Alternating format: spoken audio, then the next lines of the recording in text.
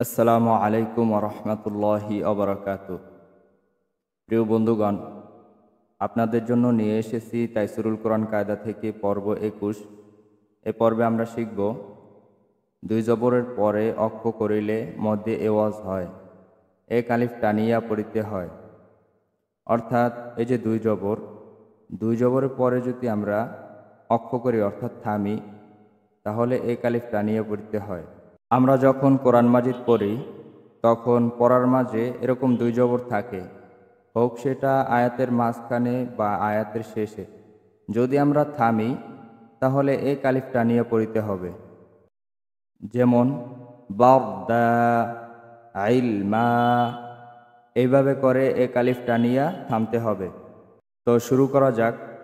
আমি বলবো, চাইলে আপনারা আমার সাথে পরে পরে শিখে নিতে পারেন।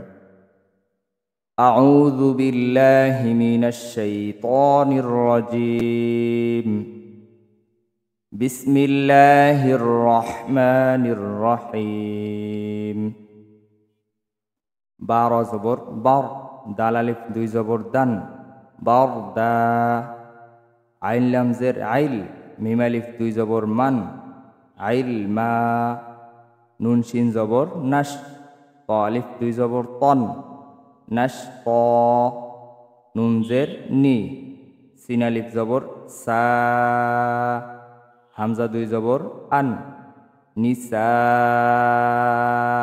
আ হা পেশ হু দাল দুই জবর দান হুদা হাজের হেই সিন আলিফ জবর সা বা আলিফ দুই জবর বান হেসা বা।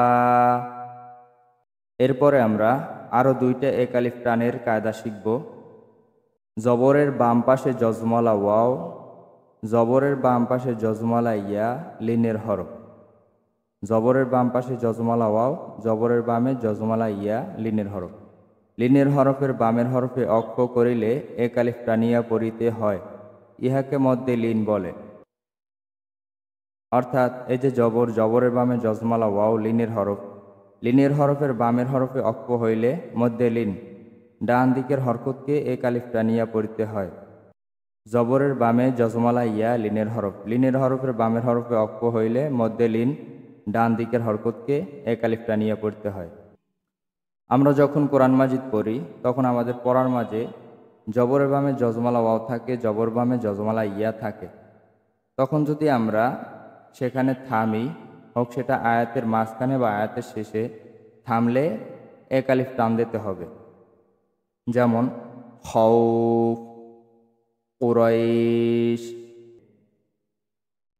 খ জবর খাও, ফা দুই পেশ ফুন, খাউফ, নুন জবর নাও, মিম দুই পেশ মুন, নাওম, কফ পেশ ও, রয় ইয়া জবর রয়, শিন দুই জের শিন, কুরাইশ, সত ইয়া জবর ছয়, পা দুই পেশ ফুন, সয়ফ, বা ইয়া জবর বাই, তা দুই পেশ তুন, বাইত।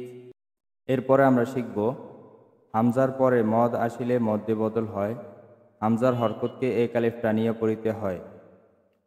অর্থাৎ হামজার হরকতকে যদি আমরা টানি তাহলে সেটার নাম হবে মধ্যে বদল, এবং হামজার হরকতকে এক আলিফ টানিয়া পড়িতে হয়। যথা আমানা, ও মিনা। তো আমরা উদাহরণগুলি শিখে নেই। আলিফ খারা জবর আ, মিম জবর মা, নুন জবর না, আমানা। আলিফ অ পেশ ও, মিম জের মি, নুন জবর না, ও মিনা। আলিফ ইয়াজের ই, মিম আলিফ জবর মা, নুন আলিফ দুই জবর নান, ঈমানান। আলিফ অ পেশ উ, তাজের তি, ইয়া জবর ইয়া, ও তিয়া। আশা করি বুঝতে পারছেন। তো আপনারা চাইলে ভিডিওটি বারবার দেখে ভালোভাবে শিখে নিতে পারেন। তো আশা করি ভালো থাকেন, সুস্থ থাকেন। আসসালামু আলাইকুম রহমতুল্লাহি ওয়া বারাকাতুহু।